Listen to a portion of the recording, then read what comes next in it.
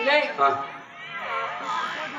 खबरदार बोट मार मारी लग्न व्हायचंय आतापासून डोळे बेळे नको मारू विनाकारण दिमाग नको खराब करू नाही समजणार समजलं मला भद्र सध्या गोष्टी करायची नाही लग्न नाही काही नाही चल माझ्या बरोबर काय तुम्हाला सारी गोष्ट समजत नाही आम्ही लोक आपल्या प्रेमाच्या गोष्टी करतो तुम्हाला घेऊन बोलण्याची काही पाहण्याची काही गरज होती का हा रस्ता आहे आणि ह्या रस्त्यावर असे तुम्ही जर चाळे करायला लागले आणि एखाद्या वेळेस हे तुमचे चाळे पाहून माझ्यासारख्या म्हाताऱ्याची जवानी जर उफाळून आली तर याला जबाबदार कोण एवढी आज बुकताच काय तुम्ही राहिले बुकता हा आणि एवढी काळजी आता चार्जर सोबत घेऊन फिरत जा ना तुमच्या जवळ चार्जर आहे म्हणून खोटी लावाल का तुम्ही अरे हमारा मोबाईल है भाई नया मोबाईल है कहीं लगाएंगे क्या तुम्ही एक काम करा तुमचं सुरू ठेवा मी माझं पाहणं सुरू ठेवा चला करा कसं पाहिलं ना मी बेशम होतो एकदम बरोबर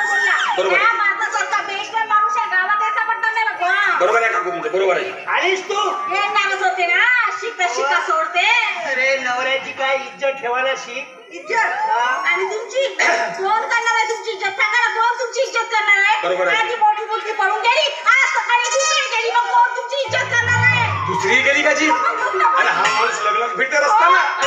तू दुसरी गेली तर राहू दे तुला किती पोरी पाहिजे ते सांग लाईन लावू दे तेवढा धंदा करू शकतेस तू तेवढा धंदा करू शकतेस आणि मी म्हणते पळून जायचं असतं बापू पळून जायचं असतं का पण कोणासोबत जायचं असतं एखादा मास्तर सोबत जायचं असतं बाबू सोबत जायचं असतं बरोबर नाही तर शाळेच्या सोबत जायचे असतं पण तसं केलं नाही का केलं जी बापाच्या वतनूर उतरल्या ना म्हणजे एक गेली त्या बँडवाला सोबत आणि दुसरी गेली त्या कचरा साफ करणाऱ्या सोबत हे बँडवाला सोबत आणि या माणसाला लागल्याने शरम नाही नाही गेला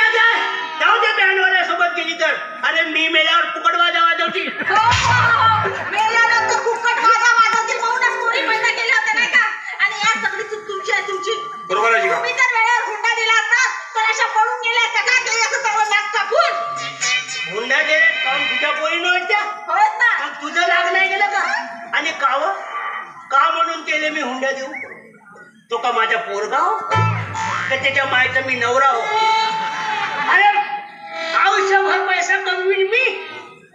पोरीला मोठा करीन मी आणि त्याला का पैसा देऊ त्या मायचं नाही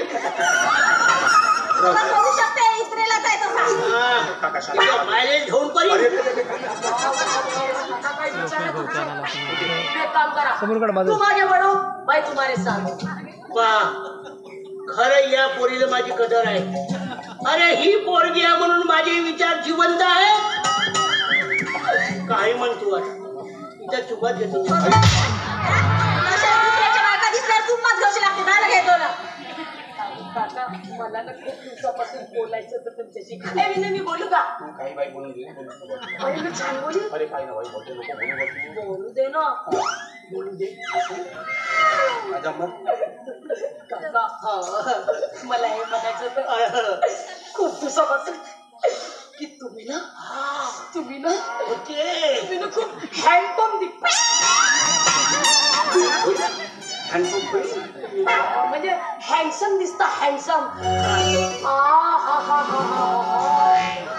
काय तुमची बॉडी काय तुमची काती जवानी काय तुमची बिस्किट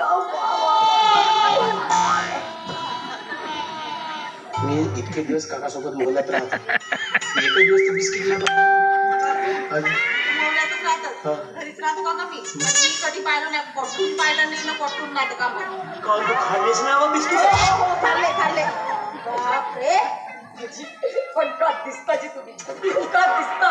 असे कसे दिसता आताच्या आता नाही घेऊन जायचो नाही तिच्या झिपट आवडलं म्हणून सांगायचा अजिबात एक शब्द नाही बोलत चल माझ्यासोबत मागं चल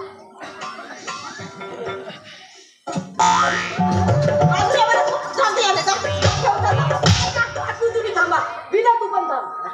तुम्हा दोघांनी काकाजीचे बिस्किट नाही पाहिले ना काकाजी आताच्या आता या दोघांना तुमच्या लबाला बिस्किट दाखवल्या